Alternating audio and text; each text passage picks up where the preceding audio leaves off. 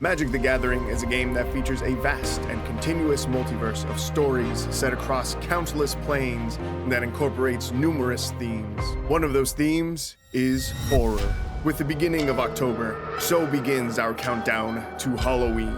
30 days, 30 decks, 30 different creatures of the night, all culminating with a special 31st episode on Halloween Day itself. For those of you with a profound fascination of the macabre, I invite you to join me on this venture through 30 days of night.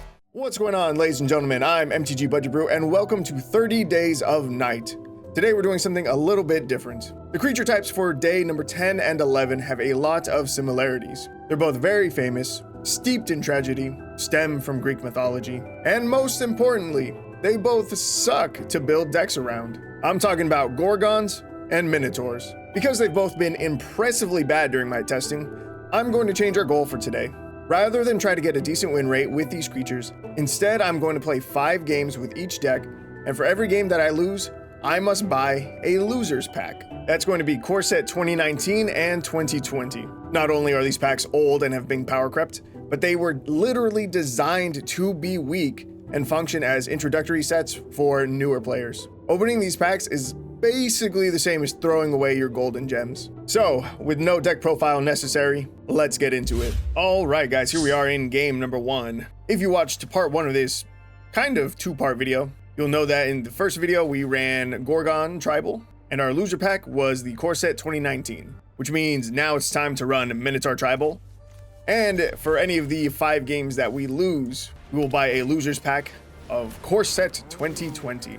Our opponent is going to start with a turn 1 Charmed Stray.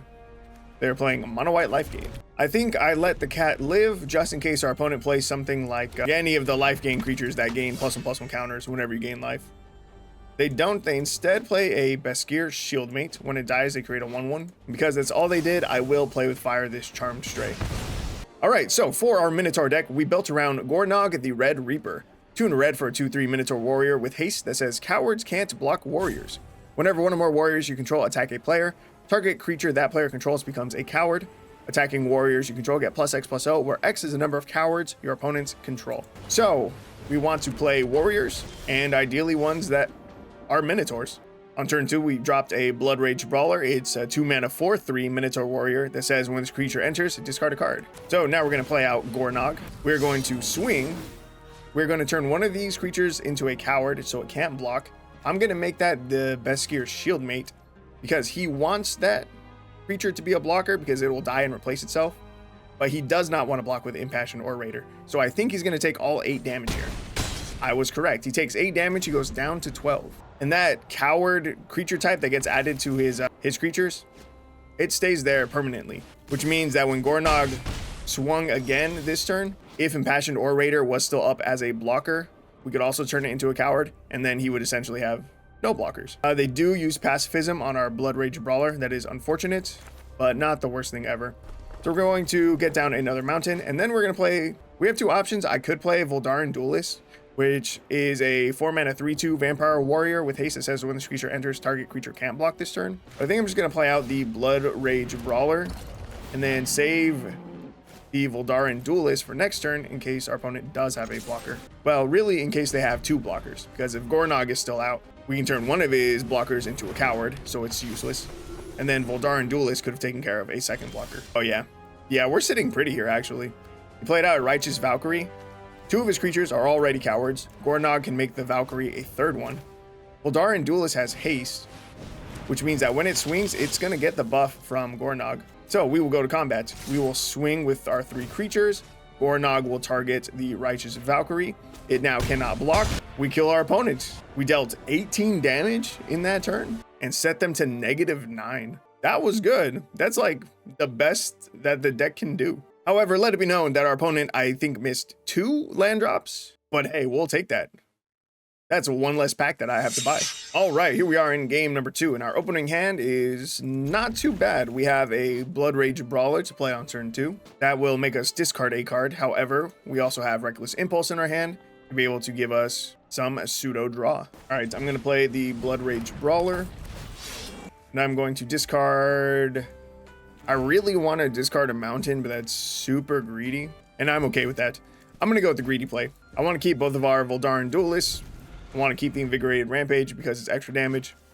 And next turn, we didn't have a play other than reckless impulse anyway. So I'm confident that this impulse plus the next draw, the next 2 draws over the next 2 turns will be enough for us to find the lands we need. I was punished immediately. We top decked Gornog. That would have been very fun to play right now. So we're going to play out reckless impulse and hope we hit some land. We hit another Gornog and a crash through. I am running a full 24 lands in this deck. Please let me top deck a land. I don't want to lose this Gornog. We still can't find a land.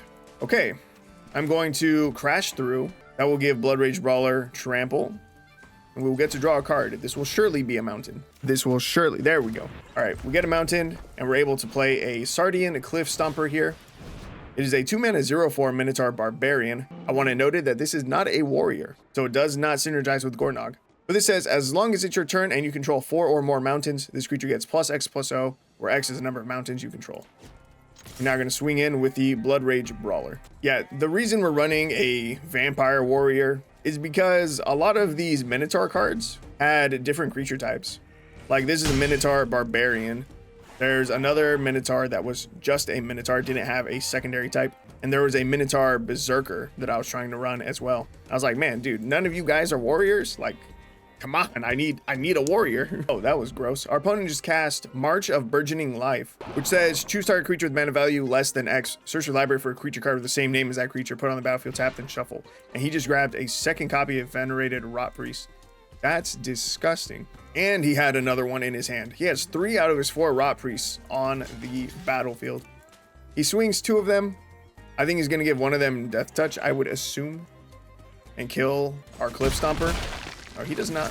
He also doesn't have to use a removal spell if he had it in his hand, because Cliff Stomper has 0 attack. Lucky us. Okay, so here I'm going to play out Gornog. We did miss a land drop here. Another land drop here, should I say. And we're going to swing with Gornog and the Blood Rage Brawler. Is this with abilities or just spells? Oh, thank God Rot Priest only works off of spells. I'm going to target Venerated Rot Priest with Gornog's ability. However, I already knew he had a protection spell, so Rot Priest will not become a coward. We're up to 5 poison counters already, though. It's really bad. Our opponent is down to 12 life, though. I have 1 blocker. We're going to go up to at least 7. If he has 1 more spell that can target his own creatures, we have already died.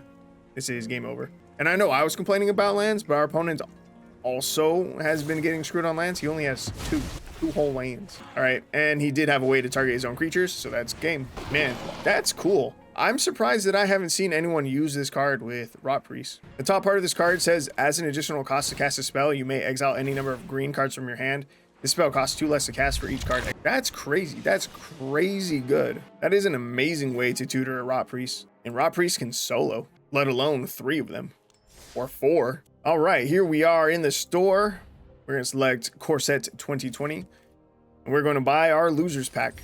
If I lose any more games from this point on, I'm gonna have to go buy some gems to then be able to afford these loser packs. I really didn't want to have to do that, but it was definitely inevitable. Let's see the cards in this pack. Hey, look, it's another Minotaur. It's not a warrior. It's a Minotaur Pirate. And it is a worse rare than what we are running. Yeah, these cards are pretty poo-poo. I have used Spectral Sailor in the deck. In fact, I think I just used it recently for my Spirit deck. Maybe, don't quote me on that. And Colossus Hammer is a fun card. I've definitely ran it in some dumb decks to try to like kill people on turn 3. Get the hammer equipped to a creature, give it double strike. If our opponent has no blockers, boom, dead. That's a fun card. But anyway, let's head back into game number 3. Ooh, okay. Okay. If our opponent plays a creature here, well, I was going to say, then this hand is absolutely beautiful. They play a Chocobo, and we get to play with Fire It. And then after that, we have a nice turn 2 into turn 3 curve. Our Sardian Cliff Stomper into Gornog. Our opponent plays Wildborn Preserver. It's a cool card. I like that card. I own physical copies of it, but I don't remember or what. Oh, it was a Gruul non-human deck that I have built around Grum Ghoulie that I believe says if a non-human creature enters the battlefield, it enters with an additional +1/+1 counter on it. It's cool. Cool to see the card. All right, we're just gonna play out Gornog here. We're going to, is this a warrior? Nope, you're a barbarian. We're gonna swing Gornog, make the Wildborn Preserver a coward, connect for 2, set our opponent to 17. When did they take one? When did they take 1 point of damage?